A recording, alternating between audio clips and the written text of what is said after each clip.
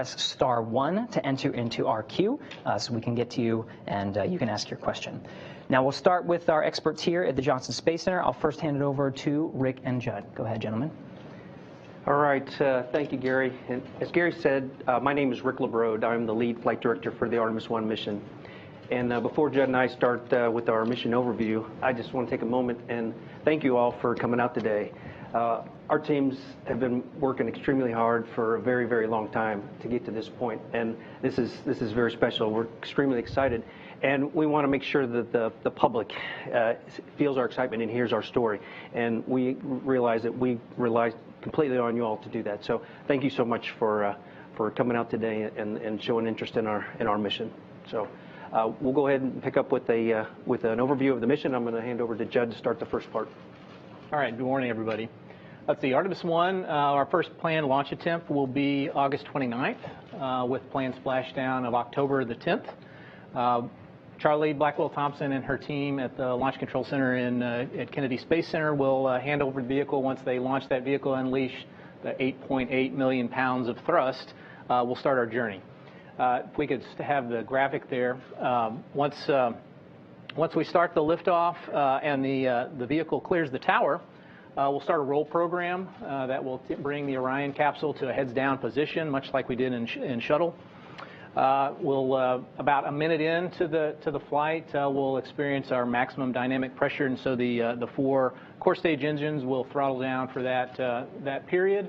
Throttle back up. And then about 2 minutes into the flight, the solid rocket booster motor engines will expend their fuel and they will detach from the core stage, splash down in the Pacific. The Atlantic. We continue on to another about 3.5 minutes or so. The service module panels will jettison along with the launch abort system, and those will expose the solar rays on the service module and the capsule of Orion, the command module. Continuing on further throughout the flight until about 8.5 minutes, where we will have main engine cutoff, and after main engine cutoff, we'll separate the core stage from the combined Orion and upper stage or interim control upper stage, interim propulsion control upper stage. That will continue on then to about 18 minutes MET, mission elapsed time. We'll deploy the Orion solar arrays to provide power to the batteries. That'll take about 12 minutes to deploy. We'll continue on to our first burn that is going to be performed by the upper stage. That's called the perigee raise maneuver. The core stage puts us in an orbit that's 16 nautical miles by 975 nautical mile orbit.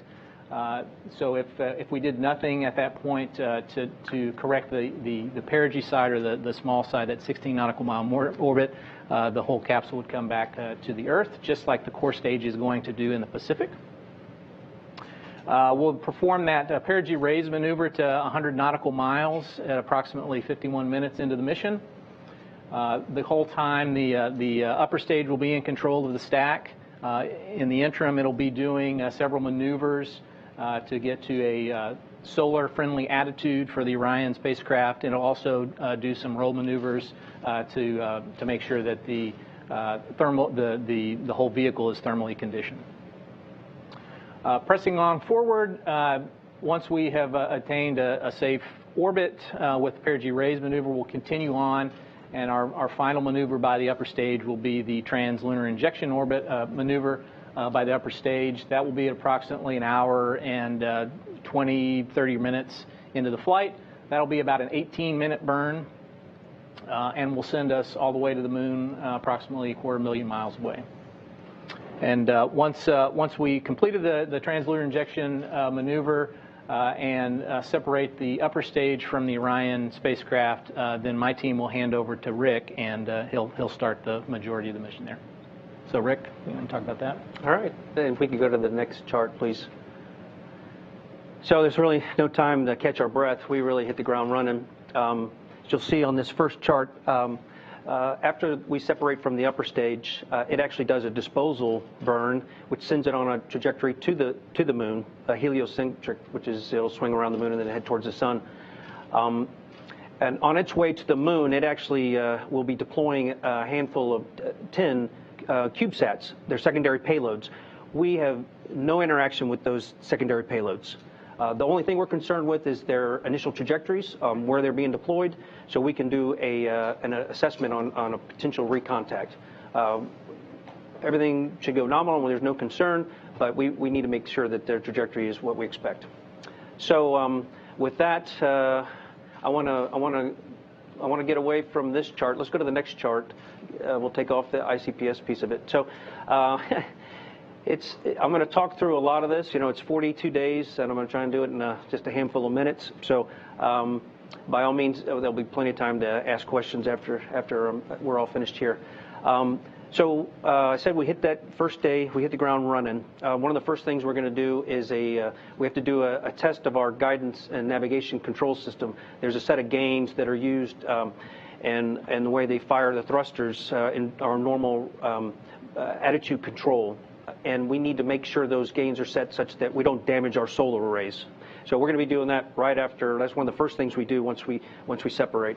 And then we're also on that first day going to do the first of a handful of outboard trajectory correction burns.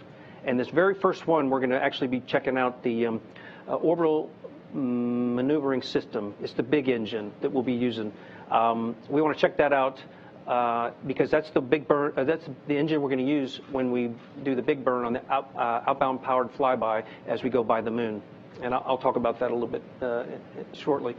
But that first burn, like I said, it's a checkout. It also will get us moving ahead of the upper stage and those satellites. So we should get to the moon somewhere on the order of 2.5 hours before the satellites and the upper stage do. So that's why there's no really concern of recontact. So on our way to the moon, like I said, we'll be doing a series of these outbound trajectory corrections. They're very small. Or at least they're designed to be small. If we end up having dispersions because a burn didn't go as planned, then we'll make it up in a subsequent burn. I think we have 4 of those on the way to the moon, and those all set us up for what I said is the outbound powered flyby. That's the big burn that will actually move Orion, then it'll send it up to the distant retrograde orbit. So when we do that burn and we go by the moon, we're going to be about 60 miles off the surface of the moon. It's going to be spectacular. We'll be holding our breath, but yeah. And to that note, when that burn actually executes, Orion will be on the other side of the moon, and we won't have time with it. So we'll be praying and holding our breath, but confident that all will go well. So after that burn, like I said, it sends us up to the distant retrograde orbit. A couple days after that burn, we will do what we call an insertion burn. It's a distant retrograde orbit insertion. We'll also use that big engine, the OMS engine, to enter the distant retrograde orbit. And then once we're in the distant retrograde orbit, we're going to spend a little over 2 weeks there. You've heard us talk about long class missions and short class missions. The only difference in those two types of missions are the length of stay in the distant retrograde orbit. For a short class mission, we just do a half a lap, and then we head back towards the moon. For the long class, we do a full lap and a half, and it's a little over 2 weeks. While we're in the distant retrograde orbit, we'll be doing what we call orbit maintenance burns. They're small burns just to keep our orbit in sync. We'll do that over the course of the next 2 weeks, and then we'll do what we call a distant retrograde departure burn. It's another large burn that uses the OMS engine, and that'll send us back to the moon. And on our way back, now we're doing what we call return trajectory corrections, RTCs, and we'll do a series of those all the way back to Earth. So we have a couple of those. Then that sets us up for the return power flyby. That is our most critical burn of the mission. If something happens with that one and we don't execute it, then it's a loss of the Orion capsule. We have to do that one. But we plan accordingly. We have down mode capabilities, and we can talk about that if you have questions. But so we do the RPF, which actually sets up the entry interface. That's the area where when we enter the atmosphere several days later, and sets up our splashdown off the coast of California. On the return trip back to the Earth, we do a series of these correction burns that I talked about, and it's all to make sure that we hit that entry interface target as designed. And, you know, I've gone through the mission very quickly, just so you know. On those days where we're coasting the moon, we're doing a lot of activities. We're doing a lot of developmental flight test objectives to just basically test out the onboard systems. We're doing a public affairs outreach event every day where we maybe maneuver, do a selfie of Orion with the moon in the background or the Earth in the background. On some days we're going to try and catch the Earth rise. That's a spectacular image.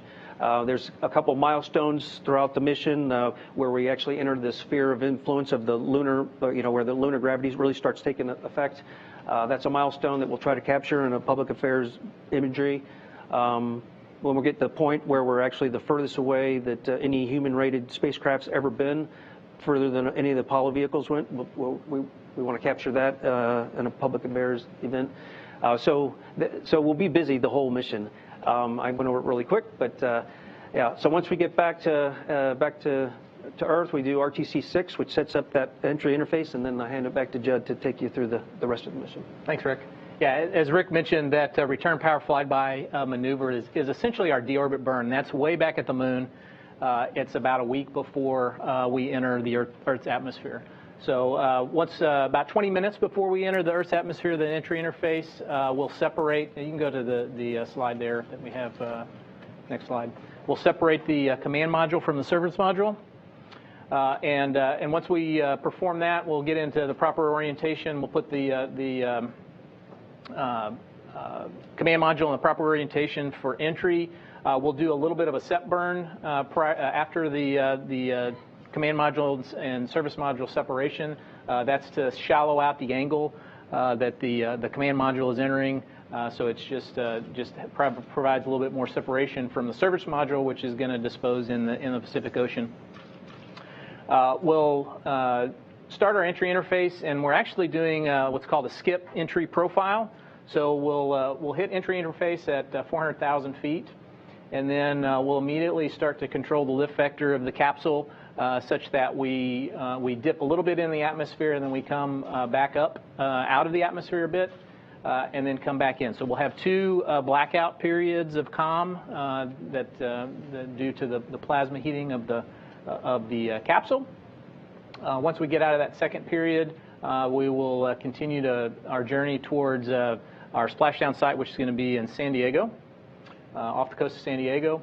We have the four-bay cover jettison. Actually, I think the next slide is a little better picture to show you the sequence. Once we get a little further down into the atmosphere, about 35,000 feet, our four-bay cover jettisons. That brings out the drogue chutes, and those drogue chutes deploy around 24,000 feet, followed by the mains at about 6,800 feet, and between 6,800 and 5,600 feet. And then we'll continue on down to 1,500 feet, where the Orion capsule will do a landing reorientation maneuver such that it'll roll the capsule so that we're going to hit the waves of the ocean at the proper angle. Let's see, and once we splash down, we'll leave the vehicle powered for about 2 hours, and we're going to do some testing there, thermal testing, to make sure that we have adequate cooling for astronauts when we do eventually have them on board and are waiting to be picked up by the recovery crew. And then after that 2-hour period, we will power down the vehicle, and we'll hand over the vehicle to Melissa Jones and her team, the recovery team that's there on a Navy boat. So with that, Gary, I'll hand it back to you. Thank you, Judd. Thank you, Rick. A 42-day mission in 15 minutes. That was fantastic. Thanks for the detailed mission overview. Let's go over to Debbie Korth to talk about the Orion spacecraft. Okay. Good morning, and thank you guys for being here. It's great to see this room full of people and see all the excitement about this mission. Very exciting time for NASA, very exciting time for Orion. Been working on this for a long time and really looking forward to where we're going to go on this mission just 24 days from now, headed back to the moon. So it's just amazing. So let's go to the next animation. We've got some graphic here to kind of explain the pieces of the Orion the Orion vehicle. It's made up of 3 main elements. is there an animation that we can show? Yeah, let's see. There we go. Okay, thank you. Yeah. So made up of 3 main modules, the crew module, the launch abort system, and the service module. So you've heard the crew module also referred to as the command module. That's that silver capsule there in the center. The silver surfaces you see are our back shells. It's made of about 1,300 silica tiles, very similar to what we flew on the bottom of the shuttle during the shuttle days. And it's covered in some paint and some Ciox tape and aluminum tape to help with thermal protection. So that's kind of what you see there on the outside. On the bottom of the crew module, you'll see the heat shield that we've talked about being one of our primary test objectives on this flight. It's 16.5 feet in diameter, so it's the biggest heat shield we've ever built. It ablates some material away as we re-enter. The crew module also has its own small propulsion system. It's got several reaction control system jets that perform those type of maneuvers that Rick alluded to on the re-entry when we have to orient to the right orientation before landing. Parachutes, 11 total parachutes that you just saw pictures of that deploy in a very time sequence to slow the vehicle down from about 350 miles per hour down to less than 20 when we hit the water. Which Reid will be happy that we're at that speed hitting the water. Pyrotechnics throughout the vehicle. We talk about, jettisoning things like the launch abort system or the service module when we're done with it. We use these pyrotechnic devices that help make those vehicle separations. And then when you go inside the cabin, you've got your environmental control and life support systems, so everything that controls pressure, temperature, and humidity inside the volume. That crew module is designed to hold 4 crew members for 21 days, and so obviously on Artemis I we're flying uncrewed. This is our test flight, so expect to learn a whole lot about how all these systems work. Inside the vehicle also there's avionics systems, our guidance, navigation, and control, communication systems, which are a lot different than the GPS you probably used your map to get here today. It doesn't work outside of the distances we're going, so we're using a deep space network kind of system for our communications. And then several payloads that we're flying on this flight, several of which are in the crew seat location. So we won't be flying crew, we'll be flying some mannequins and some torsos that are simulated human tissue and organs that are looking at radiation protection, radiation environment, the acceleration of the vehicle, and how that affects the human body, because our goal is for the crewed flight on Artemis II. For future crewed flights, won't be on this mission, but we'll be adding in a waste management system, a galley, and exercise equipment, all for crew health and comfort and safety during the mission. So we can go to the next slide. So this is the crew module and the service module located in our factory at the ONC. This is before we install the launch abort system. Artemis I, as you know, we're testing all these systems and capabilities, and this will be the kind of configuration of the vehicle that will be available mostly during the mission that we're talking. One of the main objectives you've heard is about the heat shield, and so the heat shield is, the vehicle comes back at about 25,000 miles per hour, and we end up at temperatures of about 5,000 degrees Fahrenheit, which is about half the temperature of the surface of the sun. So we're talking about very high temperatures we're trying to protect for. We have a block design for this heat shield. It's made up of these Abcoat blocks that are adhered to a skin and a skeleton, and we'll be testing that as one of the main objectives. But of course, when you look at the spacecraft, we talked about some of the other objectives as well. You can see the solar arrays here folded up against the vehicle. We'll be doing what's called the modal survey of those solar arrays once they're deployed, and looking at how they respond to different jet firings, engine firings, to make sure they can handle the vibrations and the loads that they'll see throughout the mission profile.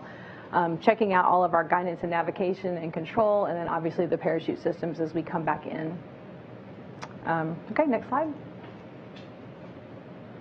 So next picture is the vehicle as it came into the vertical assembly building there at KSC. So it looks a lot different now. We've got the fairings around the crew module and service module, and we've got the launch abort system mounted on top.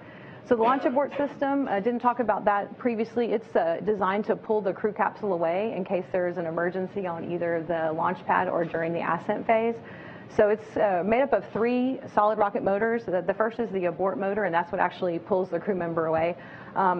Very powerful. It goes from 0 to 400 miles per hour in 2 seconds. So talking very quick, really trying to outrun an SLS that might be having an issue during launch. At the top of the last system is the attitude control motor, and that's what's used once it is separated from the hazardous event. It steers the crew module away and allows it to get to a safe location. And then finally the jettison motor, which would jettison the launch abort system from the crew module. So on Artemis I, that jettison motor is the only active motor. We don't plan on using the other functions. This is a non-crew flight, so we didn't put those motors on the vehicle. But the jettison motor is the one that works every flight. So it's either, eventually you take the last off, whether you're in a nominal flight or in an emergency situation. Okay, I think we can, let's see. We can go to the next slide.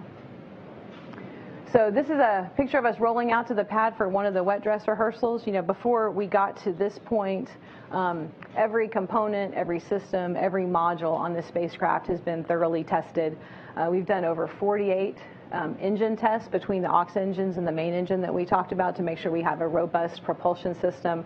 That parachute system that we showed, 25 different drop tests that we did, chunking capsules and lawn darts out the back of military aircraft, making sure that we can handle every parameter, things like chutes out or different wind conditions, wave conditions, looking at all of that through that test program.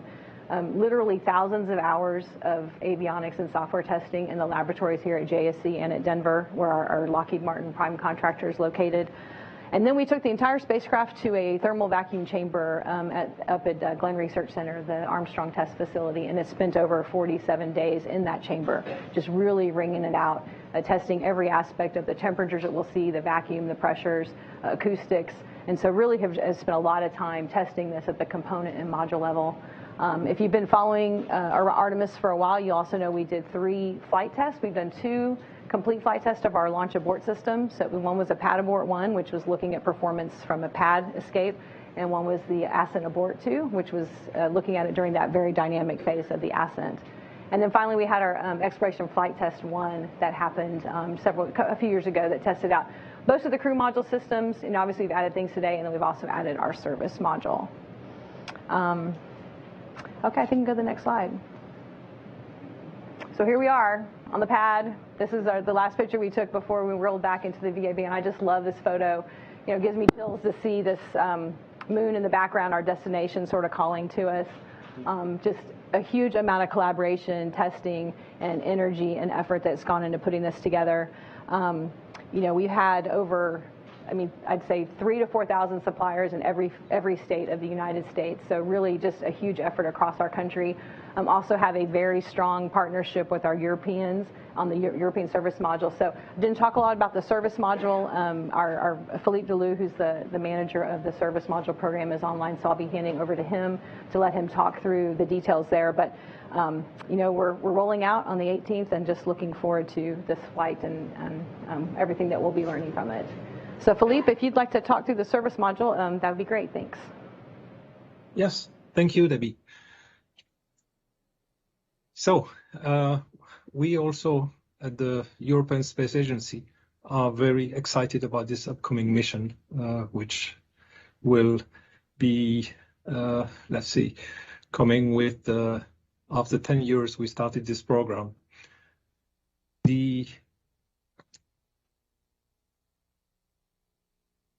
Sorry, I have a blank. Yes. So I would have loved to be in Johnson in person in order to take this media event, but I'm taking it here from the research center at the European Space Agency here in Holland in the mission room that our engineer will use here to support the mission. This is in addition to the team that will be in Kennedy. Can I see the next slide, please?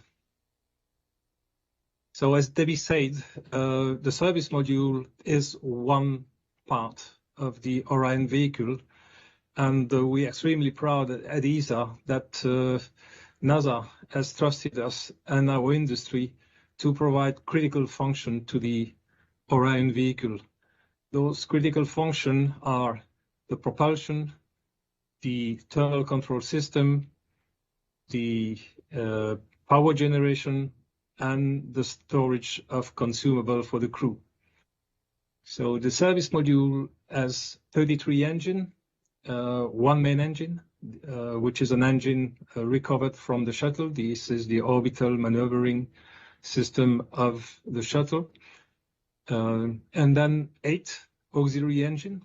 Those 8 auxiliary engines are also a backup in case of anomaly of the main engine. and 24 engines for the attitude control and attitude correction during the mission. The propulsion system also includes propellant tanks, who can store 8.6 tons of propellant, and the pressurization system. Now moving to the turbo control system, this is a fluid loop where a pump is pumping fluid and distributing this fluid within the ESM. One of the main functions of this fluid loop is to reject the heat from the service module, avionics equipment, but also from the crew module in order to keep a comfortable environment for the crew. The next function is the power generation. This is, of course, provided by the solar panels. Those solar panels provide 11 kilowatts of power. It provides basically in an hour more than you need in order to supply the need of a home for over a day. So in addition to the solar panel, there is a power conditioning system in order to condition the power and distribute it to the service module, but also to the crew module. And finally, the last system is the crew consumable. In the future version of the service module for the Artemis II mission plus, this will provide water, oxygen, and nitrogen. For this Artemis I mission, we will only load nitrogen in the tank. There will be no oxygen tank, and the water tank will be empty. Next slide. So this is another picture than the one showed by Debbie. It's a bit earlier in the integration phase and Kennedy, so it was not already mounted on the spacecraft adapter, and the solar array were not there. So it was just right after the mating of the crew module to the service module. So this is Artemis I, or the Orion for Artemis I. The service module for that vehicle was delivered in 2018. The service module for Artemis II has also been delivered and is now in Kennedy under integration. It's been delivered last year in 2021. Right now, the third service module is being built in Bayman and will be delivered to Kennedy in 2023. And then the service module for ESM 4 to 9 will follow with a yearly cadence from there on. Next slide.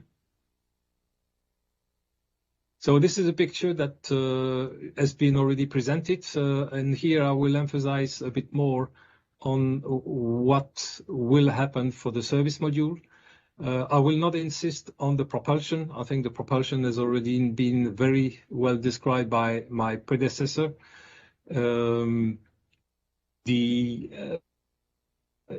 I presented 4 functions of the service module. Those 4 functions will be verified once on orbit. For example, for the thermal system, we will check out that everything is functioning nominally. We will also verify that our prediction of the thermal behavior of the vehicle is as expected, or whether there are things that we did not predict properly and will need to adapt or correct to validate our prediction. Same thing for the power system. One feature which is unusual on the spacecraft is that the solar array has 2 gimbal axes. So not only you can track the sun by rotating the solar array on their axis, which is usually what other spacecraft do, but also you can cant the solar array forward and backwards. And this is needed for 2 reasons. One reason is during the big burns, because structurally the solar arrays would not be able to withstand the loads if they are at 90 degrees of the service module.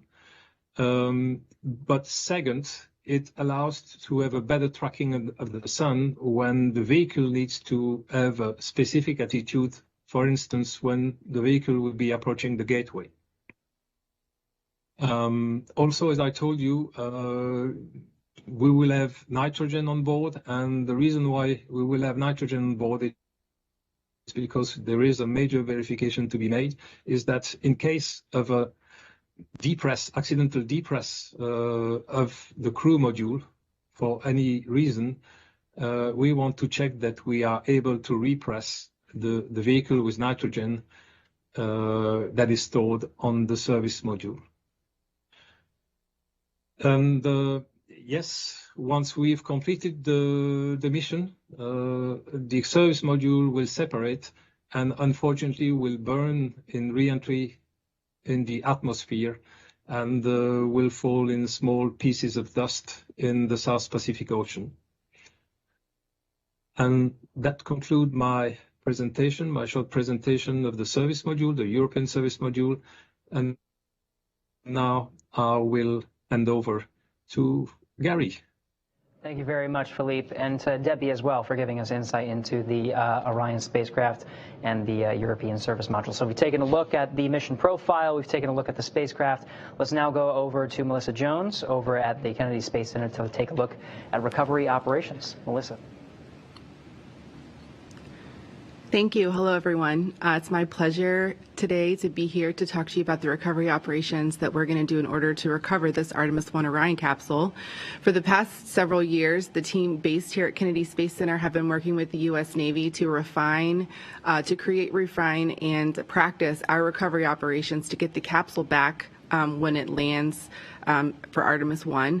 Just last fall, we completed our final test called Underway Recovery Test 9 aboard the USS Martha, and that certified us to do these recovery operations. These recovery tests allow us to experience life aboard a Navy vessel for 6 to 8 days as we are practicing with a full-size Orion mock-up. And we practice over and over again what will happen on splash day to refine how we work with the capsule and integrate with the Navy. We have a decades-long partnership NASA does with the Navy, as I'm sure you know from our time with Apollo, recovering human spaceflight missions, and this Artemis program will just build on that experience that we have with them. So speaking of that, so NASA chose the Navy's LPD landing platform dock class ship, specifically because of the well deck that it has, the helicopter pad, its onboard medical facilities, and the communication capabilities. You can see a picture of it on the screen. This class of ship also provides us the communication assets that we need to communicate back with the flight control team at JSC. You heard Judd talk about it earlier. So on recovery day, we will be in communication with his team, listening for burns as they happen and information that will allow us to know what are we going to get when the capsule lands from a health and status perspective. During the mission, the capsule will travel about 25,000 miles an hour before slowing to 300 miles an hour after entering the Earth's atmosphere. And when the parachutes deploy, we're expecting it to slow to about 20 miles an hour before it glides into the Pacific, where we'll go get it. And that landing location is approximately 50 to 60 nautical miles off the coast of California. During the final hours of the mission, what we do to prepare while the capsule is getting ready to come back through entry is we deploy some helicopters off of the flight deck of the ship. We talked about that, and some divers. If we can pull up the first slide. We'll have a picture of the divers interacting with the capsule. But basically, those folks need to be in the open water and the air because we're trying to get as much data collected as we can upon entry. So we want to see the parachutes, we want to take imagery, we need temperatures, how is the TPS performing, and so it's very important that we already are deployed so that we can get that information as quickly as possible. And then the deployed team of divers is pictured on your screen. The very first task that they will have is trying to get to the jettison hardware that was mentioned before it sinks. There's a forward bay cover that comes off of the top of the capsule. Judd talked about that earlier, and 3 main parachutes. Those are the top priorities we have for getting back as quickly as possible that hardware. Now, of course, if we can get back drogue chutes or any of the other parachutes, we will absolutely try to do that, but those are our priorities. And while that's happening, there will be some tests happening on the Orion vehicle that were mentioned for cooling and other things. So we let that capsule sit powered up for a while we're focusing on jettison hardware.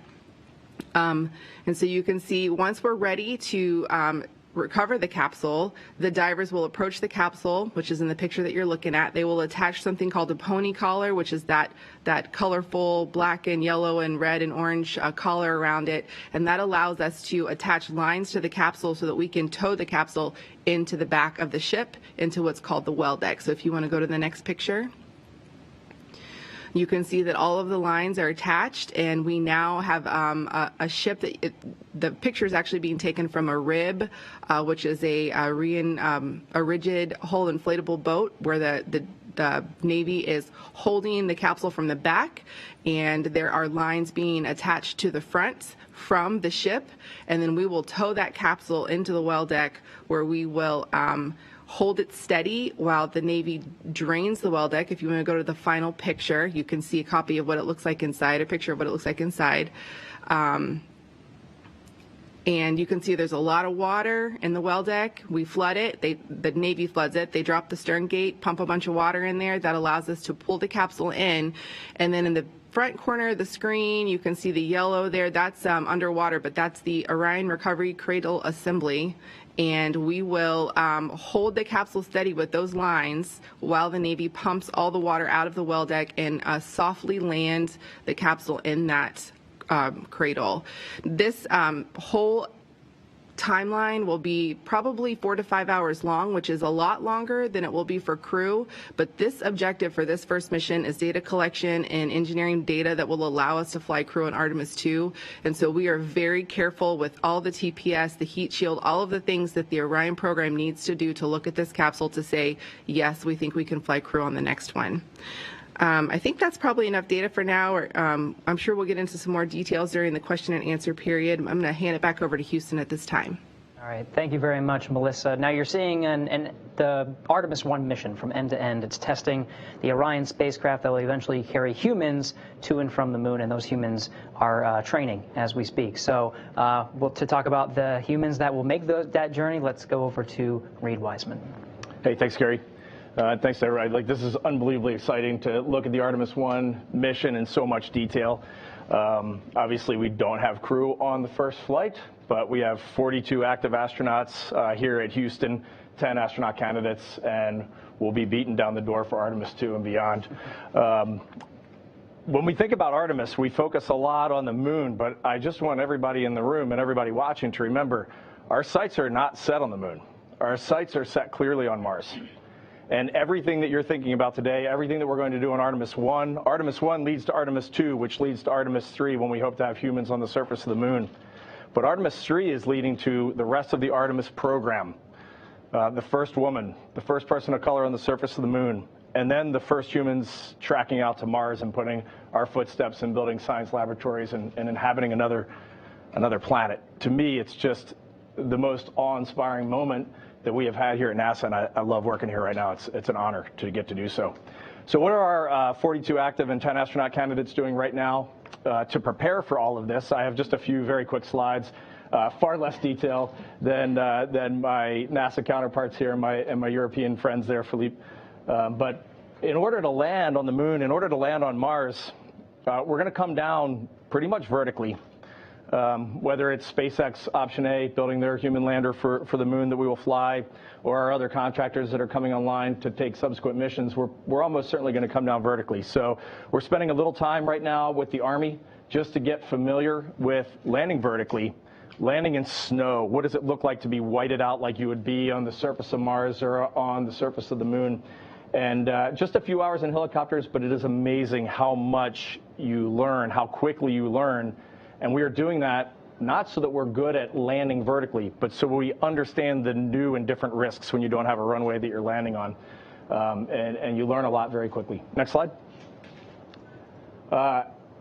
We have been working off the planet for quite a while on this little tiny thing called the International Space Station. There's a great picture of Raja, who just came home on SpaceX Crew 3. He was the commander of that vehicle. Our crew is up there right now, Crew 4 with Chell and his crew, and they're conducting science day and night, 24/7, 365 days a year, and we've been doing this since the year 2000. And every day that I personally spent on the space station, I looked at it as walking on Mars. That is why we're up there. We're trying to make life better on Earth, and we're trying to expand humanity into our solar system. Next slide. This makes me jealous. One of my classmates, Kate Rubens, is somewhere in that photo.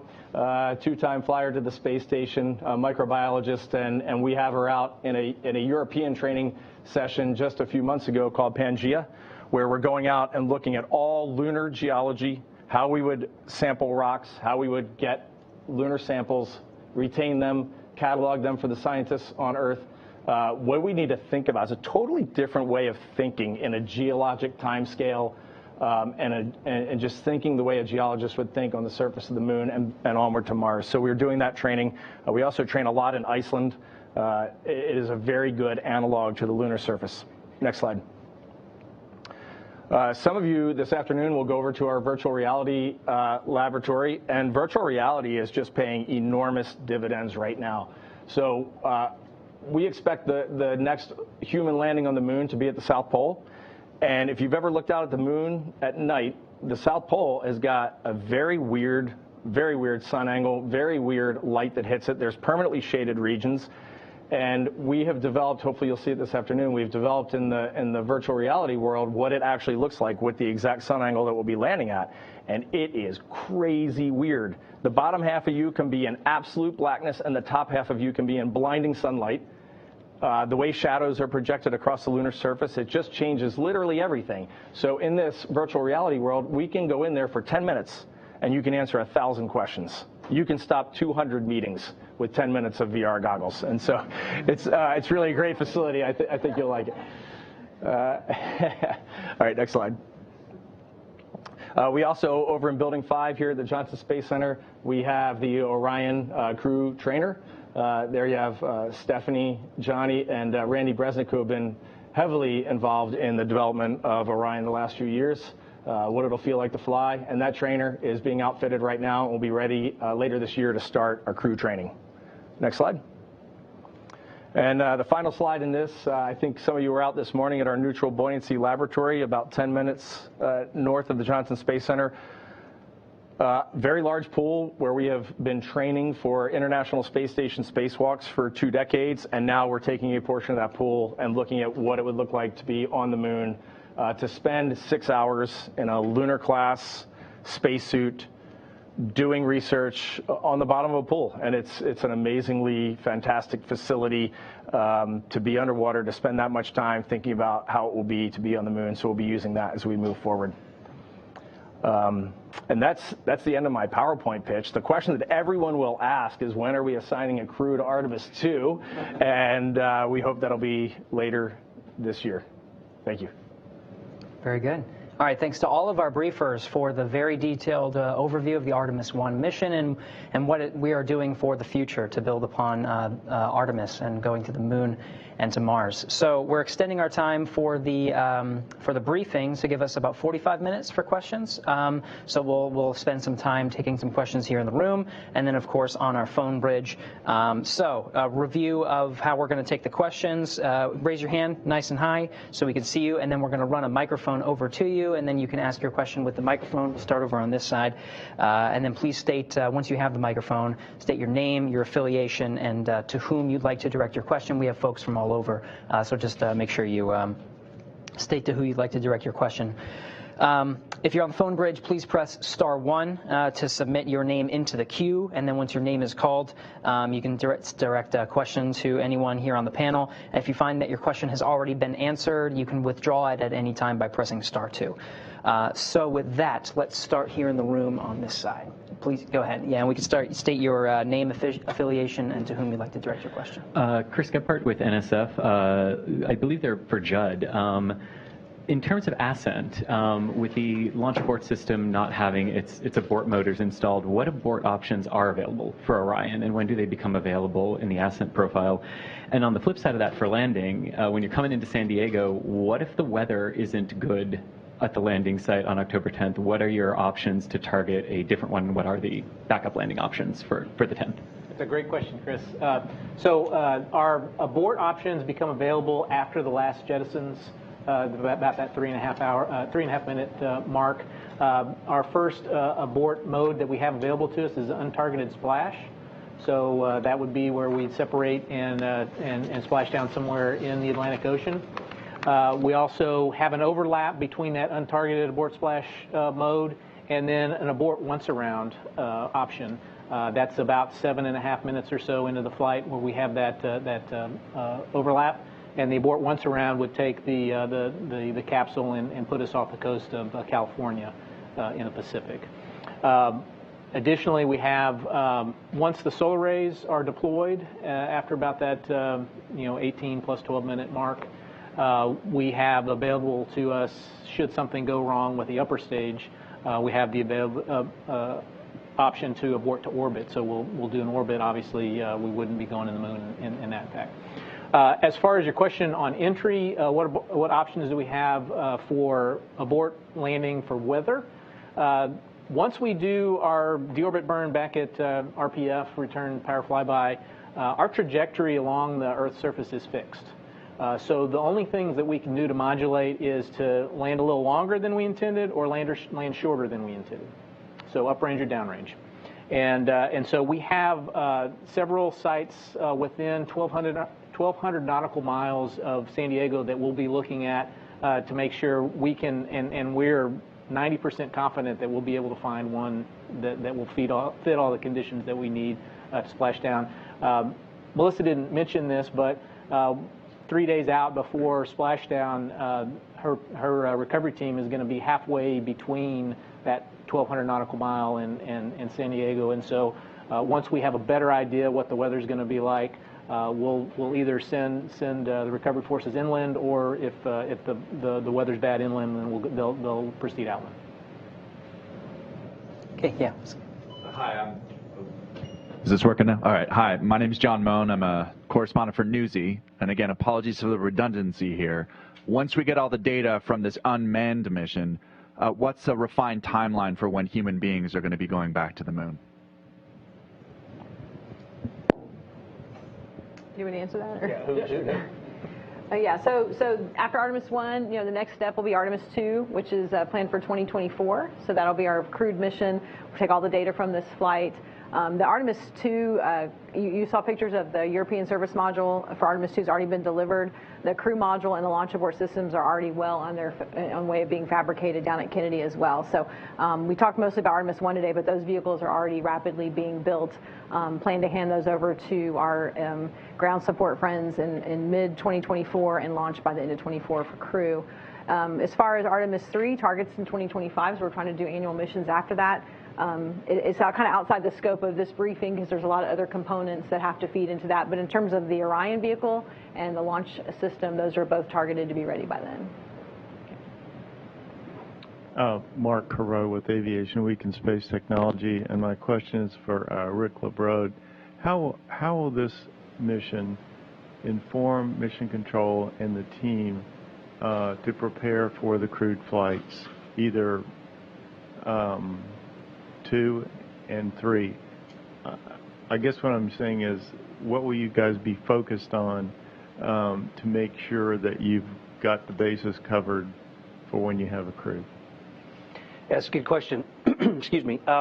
So right now, all the performance data that we have of the vehicles really is test data that Debbie talked about. We supported all those tests, but it's all either test data or models, theory. And this mission is going to inform all the models. We're going to see how the vehicles are going to really perform in the environment that we're asking it to perform in. And so all that information is going to be knowledge that we're going to gain. We're going to be updating all of our procedures and our documentation to make it more accurate as to how that vehicle is going to operate, and that's just going to make us smarter controllers for when it is time to put the crew on the vehicle. Irene Klotz, also with Aviation Week, probably for Judd. After the perigee raise maneuver, how long before the TLI burn might there be to have Orion stay in Earth orbit if there's some issue? And also, what's the battery life on Orion before the solar arrays need to be deployed? Great questions, Irene. Let's see. So, first question on perigee raise maneuver: how long can Orion stay on board orbit if there was if there was a problem? So, if there's a problem with the upper stage, Orion still has the OMS engine available to it, so we can circularize, we can raise its perigee if we need to on its own, so we can perform an orbital insertion. Although in that case, we're likely not going to the moon. Does that answer your question? No. If there's the upper Can you pass the mic down? Thank you. If the upper stage is available, but some other issue comes up where you're not burning according to your nominal timeline, is there an option to delay the TLI burn? That's a great. Okay, I understand your question now. No, there's no option. So the upper stage is pretty much a fire and forget vehicle. If it doesn't perform the perigee raise maneuver, or if it doesn't perform the TLI maneuver, Orion does not have the commodities to get to the moon by itself, so it has to be put on that TLI burn by the upper stage, and it has to be at the times that we prescribed. Your second question about the batteries, how long do Orion batteries last before the solar arrays? They can last about 45 to 50 minutes, or a little bit in that hour time range, just enough to get to the abort once around should that be needed. Hi, Robert Perlman with Collect Space. One for Rick and one for Reid. Rick, realizing there's no crew on board, how is the flight teams going to be referring to the vehicle when it's in orbit over the loops? Does it have a call sign, or is it Orion, Artemis I? And for Reid, are there members of the astronaut corps who are assigned to specific technical roles for Artemis I, supporting either as a Cape Crusader or on reentry or in mission control? Mine's easy. It is Orion. We'll refer to it as Orion.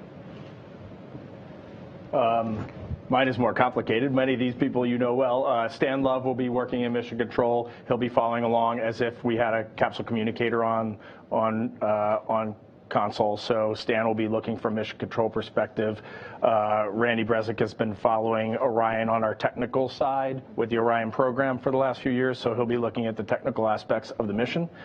Joe Acaba is our VIT chief, so he will be down at Kennedy Space Center looking at all of our processes leading up to the pad, and then also on return. And then I will also be at Kennedy for launch, looking at where will we be putting family, where will we be in launch control the day that crew is on board the vehicle, and I'll be there with our flight ops director, Norm Knight, as we do that. That's the small scale, but also understanding that this Artemis I mission gets everybody fired up. So there is a large press element. So you will see astronauts all over with the administrator. We'll be doing a lot of interviews, especially I know this afternoon, a lot of folks will be touring you around as you're going through Johnson Space Center. So we'll be all over the place, but for the technical roles, those are really the folks we have assigned. One quick follow-up. So I said Orion, which that's what we'll call it, but we do have the crew module and the service module, and a lot of the systems are like there's a prop system on both modules, so we would then refer to it at the crew module or service module level. Thank you. Tarek Malik with Space.com. I believe I have one for Reid and maybe one for Melissa. Reid, with some systems like the waste management, et cetera, not flying on Orion, I'm really curious what the experience you're looking for the astronaut corps to get from the sensors that are going to be on board the mannequins, et cetera, in the spacecraft. How germane and how accurate can you get a picture of what that experience is going to be like? And for Melissa, on recovery, with an extended retrieval time for the testing, what's the target recovery for an actual crew that you're going to want to aim for? Thanks. From the crew on board standpoint, I got to be honest, the thing I'm most looking for is how does this integrated system work? How does the core stage vehicle dynamics work on ascent? I know that will all be good. How does the ablative block heat shield architecture work on reentry? That is something we'll be watching. For the ride inside, we've been working on this vehicle for years. We've been doing egress training. We've been looking at the waste facility, the exercise facilities for years. That is not what we're looking to get out of Artemis I. This is a robust vehicle. It's built to go to deep space. It's going to be ready for crew when we're ready to fly there on Artemis II for sure. Yeah, I might add, on Artemis I, we are flying, like I said, some payloads that will help inform our models and make sure that the design that we have predicted is actually realized during the flight. So, the kinds of environments we're worried about, radiation, vibration, accelerations, all those things we're measuring in the vehicle. The heat shield has hundreds of sensors embedded in this abcoat block. So we'll be collecting, actual temperatures at actual locations, different depths, different locations. Same thing with the landing loads. We've got sensors that are picking that up. So really, I think, in terms of crew protection and crew occupancy, it's really about validating the design so that we're ready. These other systems like waste management, galleys, exercise, we do have a lot of those capabilities to test on the ground. We have crew over all the time testing out those facilities. If you're going to Building 9 later today, you'll see the mock-up, and there's all of those capabilities in there. As well as the vehicle that we're building up now for Artemis II already has the waste management system has been installed for a year. So we and in terms of that one specifically, that same waste management system has been flown to space station. So Reid mentioned about a lot of the stuff we do on space station informing our data. We use that as a test bed all the time to prove out the things like fluid dynamics you really want to test in zero gravity, right? So the waste management system's on board today. We did have another second question from Melissa. Let's go over to Melissa. Hi, that was a great question. So our requirements for getting crew to medbay is 2 hours. I will tell you that our estimates think that we can beat that pretty significantly. We think we're looking at about 80 minutes. I will tell you that, however, the capsule that you saw in the picture that we showed you does not have an interior, and the trainer that we're using to refine those egress procedures with the DoD and timing is almost finished. It's actually going through final stages of verification and validation. So as soon as Artemis I is over, the very first underway test we will embark on with the Navy will have that new capsule that has a hatch and seats in it, and we'll start refining how quickly we can get to the capsule, open the hatch, get the crew out, and get them to medbay on the ship. So estimate is 80 minutes at this time, but we think that we can beat that and refine those procedures. Excellent. Let's go back in the room. Gina Sinceri, ABC News. I think this is for you, Rick. If you launch at 8:33 a.m., it's a 42-day mission. If your launch slips in that window, how does the mission duration change and why? Okay. Actually, the mission duration doesn't change at all. It'll force our team to do a lot of replanning. But for the most part, the mission is identical. That's the beautiful thing about allowing for a 2-hour launch window. It gives us flexibility for the launch teams to successfully launch, and we can still execute the same mission. The primary burns may slide on the order of minutes, but pretty much the mission will be the exact same.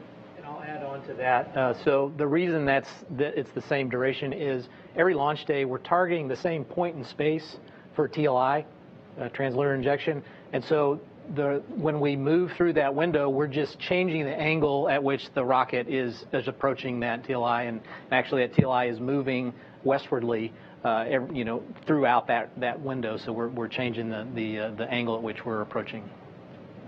And at risk of getting way out over my skis, so we're gonna roll here. We have 3 launch attempts, right? We've got the 29th, I think the 2nd and the 5th, but I think this is a really important point. We're flying this vehicle as a test flight. We do not know everything. We've modeled everything. We've evaluated everything. We've tested everything we can test on the ground. But it's a whole different ballgame when you roll to the pad and you go to get off of that pad. So there's a very solid chance we roll, we go for the 29th, and we don't make the 29th.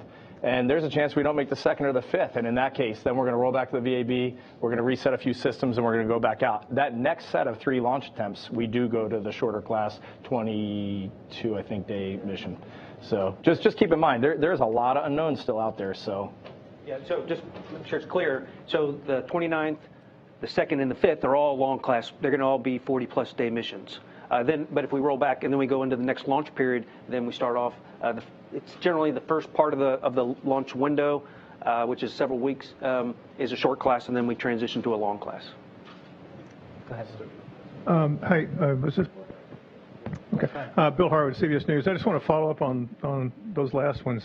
We've all been told the 29th, 2nd, and 5th. Charlie Blackwell Thompson said last week, or earlier this week, if you roll out on the 18th, she said you get 2 attempts. Explain what's going on there. I don't understand the flight termination system, battery install. When does that clock, that 20-day clock, if it is a 20-day clock, when does the 20-day clock start ticking? And if you roll out on the 18th, what's your last opportunity to fly? In other words, do you really get all 3 of those opportunities or not? And a second question I'm squeezing in. I'm not standing in my driveway looking out at the moon. What are you going to show me with your finger? What is the orientation of that orbit as I'm looking at the moon? But Apollo, it's going around the moon, it's an eclipse, around the moon, eclipse. What is Orion doing in that distance?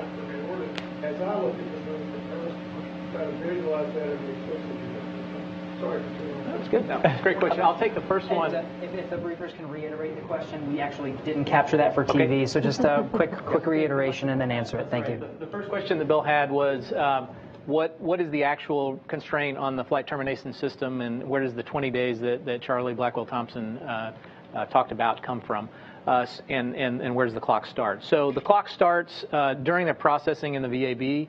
That window starts when they install the FTS batteries, they charge them up. That's when the certification period or the starts at 20 days. So I believe, and I'm not exactly sure the day that they're planning to do that, but that'll be around like the 16th or 17th, something like that. 20 days later, the range has told them that the batteries are only certified for 20 days, and so I think that puts you right after the 2nd, so like the 3rd or 4th, right there, not quite to the 5th. And so that's where, why she quoted 2 days attempts, right? Because the 20-day certification ends right on the edge of being able to pick up the 5th. I do know that they are in talks with the range, the Eastern Range, to try to extend that certification to a little bit longer than 20 days, hopefully to bring in a 3rd attempt, but those negotiations are still in work. As far as your second question, I don't know, Rick, you want to take that one? Sure. So your reference from standing on Earth, watching it, is very similar to what the Apollo trajectories looked like, in that it's in the Earth-Moon plane. So as we fly by the moon and do that outbound powered flyby, we'll be on the backside, and we'll lose comm with it, and then it just goes up, and we'll stay in that plane, and it's doing a big orbit around there. So when we do that big orbit, that first 6 days, we're going to have a loss of comm for on the order of 3 hours, because the moon is blocking the pathway to the Earth. So it's very similar to Apollo, just a lot farther. They would go in lunar orbit, and we're going to be at that just distant reach. Yeah, it all depends, but yes, probably. Hi guys, Tom Costello with NBC News. Thank you for a terrific briefing. Thank you very much. I had a couple of quick follow-ups.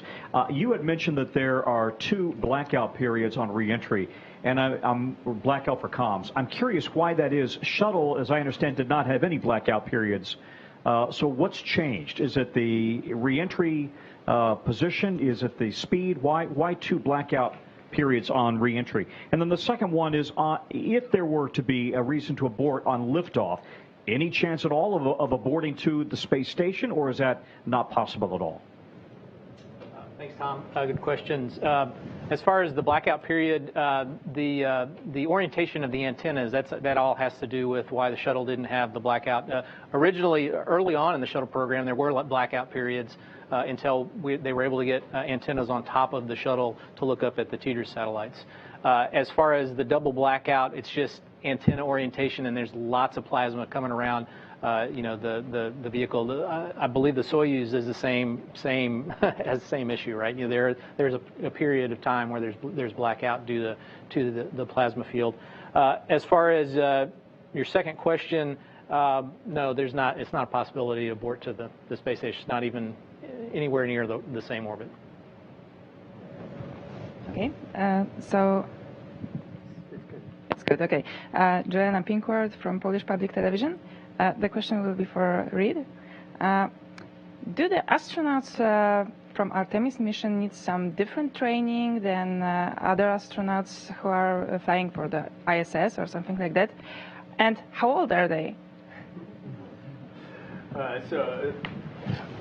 The way I look at it is right now we have 42 active NASA astronauts here. Artemis is an international program, and we'll be flying colleagues from around Earth on this vehicle as we move forward.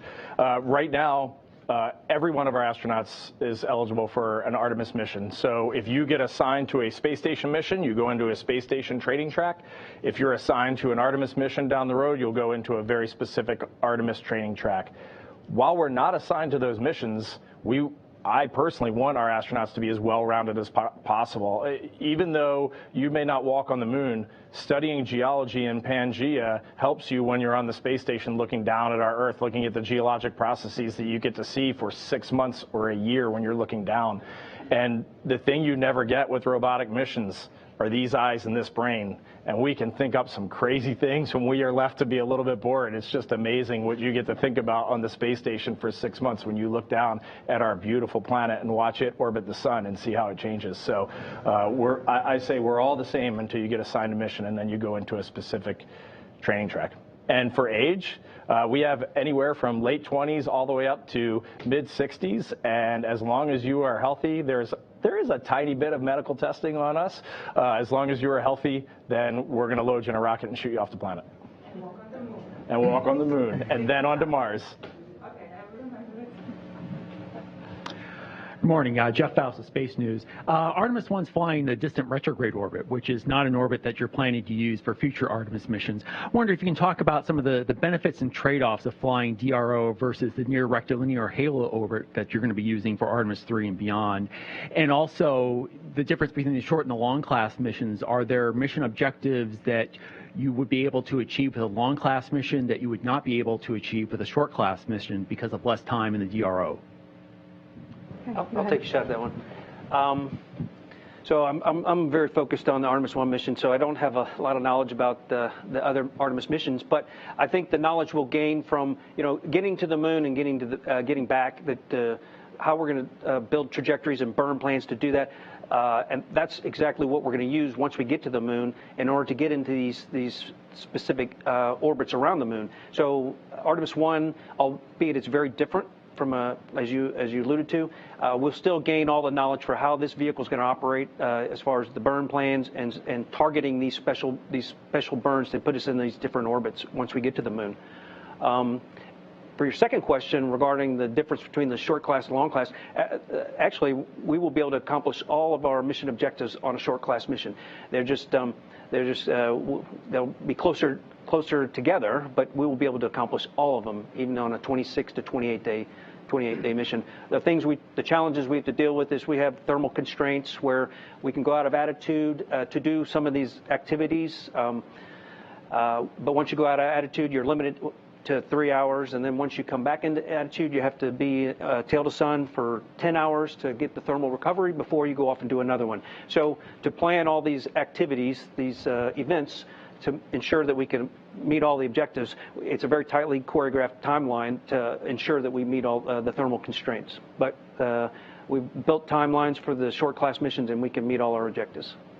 And on the distant retrograde orbit, because of the Moon-Earth gravity interaction with that orbit, we can stay in it. It's very stable. It takes very little prop to actually stay in that orbit. So that's one of the advantages of being there. We can get a very long mission, really wring out the systems. Whether it's a short class or long class, it's going to be quite a bit longer than the first crewed flight, which is targeted 10 to 12 days, something like that. So we're getting this very long orbit. We can really wring out the systems without a whole lot of prop load just to stay there as part of it. And then looking forward for the NRHO for Artemis II and beyond, the advantage of that orbit is that it's always facing the Earth, right? So you have something that's always facing the Earth, and it'll allow several different types of vehicle, whether it be Orion or the lander, to rendezvous with the gateway and then go to the moon surface.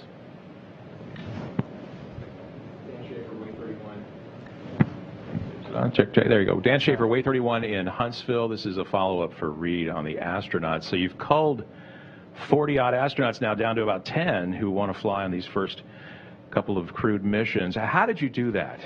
Oh, we have definitely not done that. So we have 42 active astronauts, and then earlier this year, some of you folks were here, we announced our latest class of astronaut candidates with 10 Americans from across our country, all walks of life, to join our Corps, and they're in their initial training right now. When they graduate in about 18 months, then they'll come into the 42 active astronauts with us. Right now, we are looking, truly, we have not made any flight assignments. We have not necked down who is going to do what missions at this point in time. We want to watch Artemis I, and then we want to make the right smart decision when we assign 2, and then eventually 3 and beyond. Thank you so much. Roseanne Aragon with KPRC. Thank you so much for making time for us. I have 2 questions. The first is for Reid. We know the Apollo generation is watching, and this means so much to them. What is your message to those who worked on the Apollo program and how their expertise contributed to what you're working on today? What I would say to them is thank you.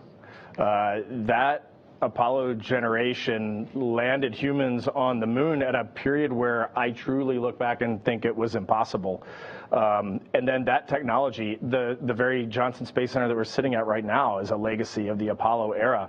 But I don't think about that when I think about Apollo. When I think about Apollo, I think about every kid that watched that landing and wanted to work in mission control, that wanted to be an astronaut, that wanted to be a doctor, that wanted to be a school teacher. Like, the impact of what Apollo did was not putting Neil Armstrong and Buzz Aldrin on the moon. It was changing the way we look at STEM completely. There is nothing that motivates someone more than doing. And that is what Apollo did, and that is what Artemis is going to do. We are going out there and we are going to do this, and that way you really energize everyone. My second question is more of a technical question. I see a lot of big mission objectives here: testing the guidance and navigation control, seeing how the orbital maneuvering system does, making sure you nail the return power flyby.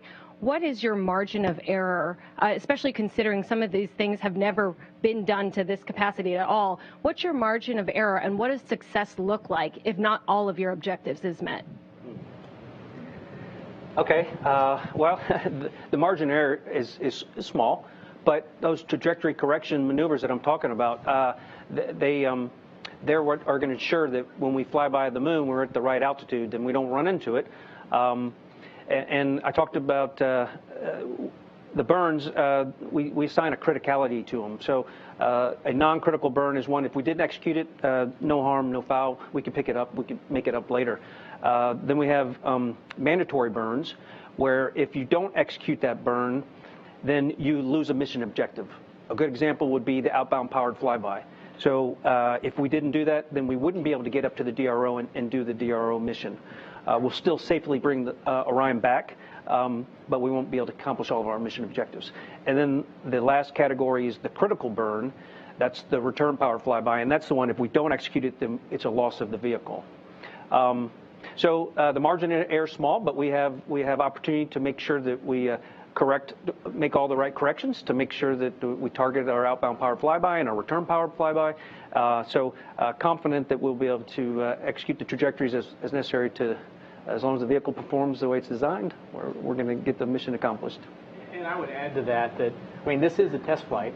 So we're also finding where the margins are, right? We're finding where the conservatism in the analysis that we've been previously done. And so in many respects, we're continuing to learn, right? And so we'll find where those margins are. Hi, I'm Cooper Heim with Singularity and Everyday Astronaut. Apollo had Hasselblad as the camera on the moon, and I'm curious to know, does Artemis have a camera? Actually, Artemis has a lot of cameras. Debbie probably could talk better to the internal ones, but on each of the solar array wings, we have a GoPro. that's wireless, has a wireless link to the crew module, and we'll be taking imagery a lot throughout the entire mission, and we'll be transferring that imagery from the GoPro camera down to the, we have camera controllers internal to see them, and then we'll be bringing those down to the Earth. But there's internal cameras also that, I don't know the make of those. Do you know? Yeah, I don't know the make. There are several cameras inside the crew module, and actually there's a technology demonstration payload being flown called Callisto. You can read about it if you haven't already. It's a collaboration with Alexa. And actually, so you'll have a camera on board. You'll be seeing, from the vantage point of a crew member sitting in a seat. And actually, participants can interact with that. If you have Alexa at home, you can ask questions. Where's Artemis today? Where's Orion today? What's happening on the mission today?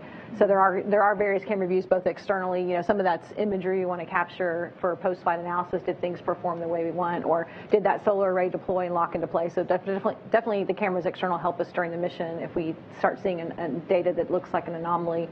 But then a whole bunch of video inside too as well for just see what's going on. Is that the same for whenever they go down to the moon? Will that be mostly GoPro? Will that be a red? Will that?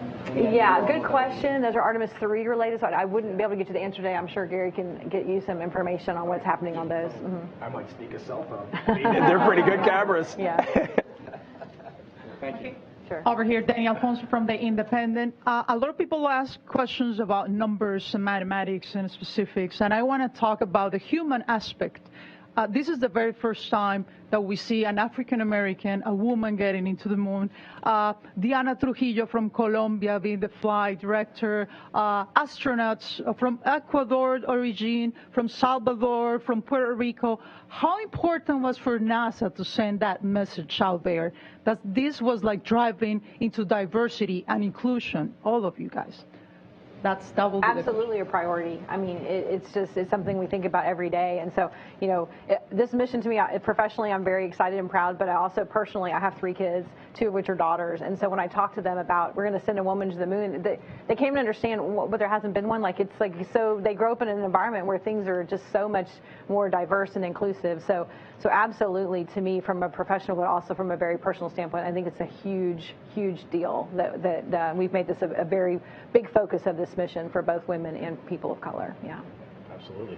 That's our job at NASA, is to do the things that are difficult and to do the things that are right and to motivate our base, which is our youth. And right now, our country is a diverse and extremely rich country, and we want our astronaut corps to look, we want every kid in America to look at our poster and say, oh, I see myself in that. I grew up poor, or I grew up in this state, or I grew up with this type of family. I can do that someday. And it's really important for all of us to stand together as we go and do this. And the neatest part about getting to work at the Johnson Space Center and at NASA as a whole is the team you work with. Every day when you get to work, the stories you can tell, the flight director class that we just hired that's truly from all over our country and the world, it is an amazingly rich place to work. And it's reflected every year. It's the best government agency to work in, and there's a reason for that, because we're a bit progressive and we really love what we do. All right, I'm going to go to the phone for a second. They've been very patient, so I just want to give them an opportunity as well. Marvin Marshall with the Nighttime News Space Report. Go ahead. Hi, my name is Marvin Marshall from the Nighttime News Space Report. I appreciate you guys having us out here today. My question kind of banks on the camera question there. I was wondering, how much public engagement will there be to mean the live streaming from orbit? Pictures are worth 1,000 words, but that video just does so much more for us. Now, will there be like an emphasis on providing the public with live streams after the launch live stream, on orbit, that initial live stream, and like on Artemis I or even Artemis II? And thank you for taking our questions. Thank you. Okay, I'll try to answer that if I heard it correctly, and if I didn't, you can ask again when I'm finished. But yes, throughout the mission, we will be having live stream imagery coming down, but it's in competition with all the data that we need to get down as well. We are limited on our data rates that will be transmitting information down from Orion throughout the mission. There's periods where we'll go to a higher data rate, where we'll be able to do imagery and then also maintain our telemetry. But for a lot of these events, we'll also be recording the high resolution imagery, and then those would be downlinked after the event. We have a priority list of how we're going to bring files off of the Orion. So it's going to take a matter of time because there's a lot of data that we'll be bringing down on a continuous basis. So it'll be somewhat after the event to get the real high res, but the intent also is to have some streaming imagery throughout during these events as well. Let's go to Melissa real quick. So she wants to add a little bit about what happens at the recovery phase for imagery. Go ahead, Melissa. Awesome, thank you. Yeah, so we have about 17 cameras all over the ship, in helicopters, and in the open water.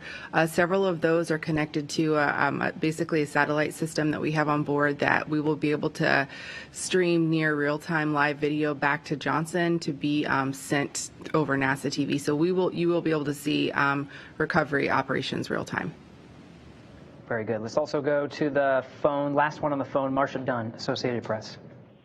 Yes, hi. For Reid, I was hoping you could provide some details, please, on what special traits or skills you're looking for the first two crews. And will the first two crews come from the 18 Artemis team astronauts announced a couple years back, or not necessarily, because today you seem to be indicating that any of the 42 active astronauts could be in the running at this point for Artemis 2 and 3. Thanks so much. You bet, Marcia. I'll start with the second half, which is the way I look at it, any one of our 42 active astronauts is eligible for an Artemis mission. We want to assemble the right team for this mission.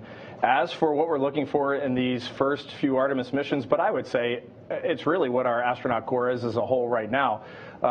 First and foremost, technical expertise, the ability to dive into literally any situation, any technical need of the vehicle, to understand when things aren't going quite right and to understand when they are.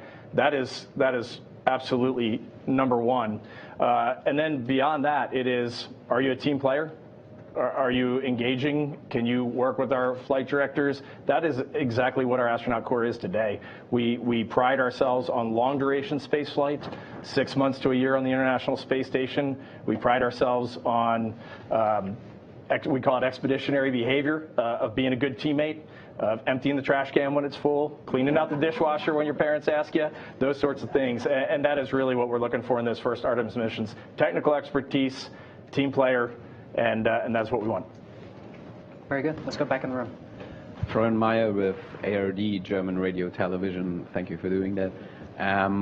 I wondered if there are, since you made it clear that Artemis I is about collecting as much data as possible, are there any moments or points throughout the mission where you're going to push the SLS, the Orion, closer to the limit than you would normally do when humans are on board? I would say probably not to any extreme events. We have, most of our testing on the ground covers those extreme corners. So when I talk about like parachute testing, a lot of parachute testing with a drogue out or a main out, what happens when that happens? So we try and catch the corners of the boxes through our ground testing. So I think, we're looking, but we use that ground testing to build models on how the system's going to perform across all environments. So really during the mission, we're capturing the data so we say what environment did we really fly in, and then did the response, in that environment, did the thermal and the pressures and the temperatures or the vibrations or whatever we're collecting, did it match the model predictions that we have based on all of our test data? So that's where I think we are. I think there probably are some operational things that we'll be a little more aggressive about because we don't have a crew, and our number one objective is to get the heat shield data, right? So there might be, let's go for TLI, which maybe wouldn't have been the call if you had crew on board, but because that is our primary objective, absolutely, we might take a little more, I wouldn't say risk, but, a little more flexibility there, but I'll let Rick on that. I think it's a good point. We established a philosophy on the planning stages of this mission that we would accept more risk. So during the LEO phase, the low Earth orbit phase, before we do that translunar injection, if Orion sustained a failure that it rendered it zero fault tolerant to being able to safely recover and retrieve the capsule, we're going to lean forward and we're going to press and we're going to execute the translunar injection just so we can achieve the number one mission objective, that getting that heat shield data. While we get that, we'll also be able to pick up most of the other ones as well. We'll be able to operate the vehicle in space. We'll be able to, Melissa and her team will be able to get on site and recover it. Because what we'll do is we'll burn the translunar injection, and then we'll select an early return trajectory to bring Orion back quickly. We won't make it to the moon. We may do a lunar flyby depending on the nature of the failure, but that is so we can get that #1 priority objective and then safely get the vehicle back. And then on the SLS side, we don't have automatic aborts. So we'll have automatic aborts that for the crewed vehicle. So they're all manual aborts at this point. So we're leaning forward in that aspect for the SLS as well. And I guess one other item, Melissa may want to jump in. After the reentry and splashdown, she mentioned that they have up to 2 hours from a requirement standpoint to get the capsule in. Obviously, think we're going to beat that. But I think on Artemis I, we are leaving it in the water for 2 hours. We're doing a thermal soak back. We want to understand what is that thermal environment inside the capsule when we finally have crew in there on Artemis II. Did we predict correctly? Because they're going to be in suits. How long can they stay in suits and stay cooled? So in a case like that, we are pushing beyond what we expect on the mission just to collect the data again to validate the design. Yeah, let's go ahead. Hey, thanks. Joey Roulette with Reuters. If I remember correctly, there's going to be 2 mannequins that are female and 2 that are male on Artemis I. And I guess this is for Debbie or Reid. Is there a difference between how astronauts respond to radiation on the capsule, and if so, how, and what changes will you make to either the spacecraft environment or the spacesuit, if depending on the results? So I think, and I'm not fully up to speed on all the payloads, but there is one full mannequin called Munikin Campos. It was a naming contest that happened several months ago. And then there's these 2 called Phantoms, which are just torsos. One's going to be wearing a radiation protection vest, and one is not, so kind of comparative. Radiation does affect women, obviously, differently than men. I don't know if there's something else from the crew standpoint you want to mention, but we're collecting the data to understand, did the protection of the vehicle provide what we expected? So we used to have, I won't call them draconian, but maybe I said the word, some radiation limits that were definitely different for men and different for women. And we have worked very hard through our agency, and we've gotten some outstanding leadership at headquarters right now. And we have equalized all radiation limits. It does not matter whether you're a man, whether you're a woman, it is the exact same. And our end goal is, the United States of America is half men, half women. Well, space should be at least that. And so if we cannot make these spacecraft equitable and we can't fly any type of person on them, then we need to look at our systems and reevaluate. So from where we stand, there's absolutely no difference. All right, last question.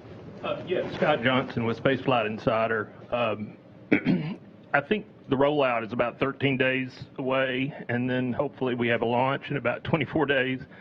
Are there currently any issues being worked on the vehicle and the VAB that would affect either of those 2 dates? I can speak from Orion perspective. The answer is no. We are ready to go. The vehicle's powered down. I think today we're closing the hatches in a couple of days to prepare for rollout. When it gets out to the pad, the hatches are opened again for some other late load items. But from an Orion standpoint, we have some minor what they call non-conformances when we process the vehicle at Kennedy. But it's things like touching up little paint or things here. So nothing right now on our list that's holding us up. We just completed our JSC Center Director pre-FRR pre-flight readiness review yesterday and successfully passed that. So we're good to go. I can't speak for the rocket. I don't know if you guys have more. I'm not aware of any issues on the rocket that they're working at this time. And we'll go to Melissa to talk recovery ops. Hey, I was just going to comment on the question. I am here at Kennedy. I do share a wall with Cliff, who is the one who's getting us ready to roll out. I could tell you that we, at this time, are not working any showstoppers. I can't give you any technical details on any of the nonconformance we have, but we're looking pretty good right now for holding both of those dates. Excellent. All right, that'll wrap up our time for questions. Thank you all for submitting your questions into our briefers, for taking the time to do a detailed brief of the Artemis I mission. You can follow more about the mission on nasa.gov/Artemis-1. All these charts that you saw during today's briefing will be available online, so we can point you in the direction if you're interested in those. Thanks again for joining us. That'll wrap up today's briefing.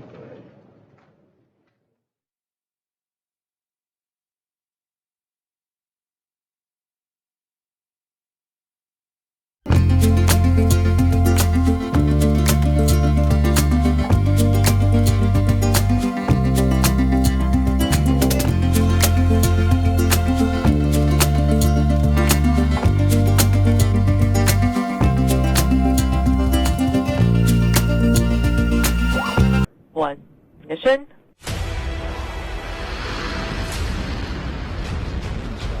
And liftoff. Copy, 1 Alpha. Pushing downrange. Trajectory nominal.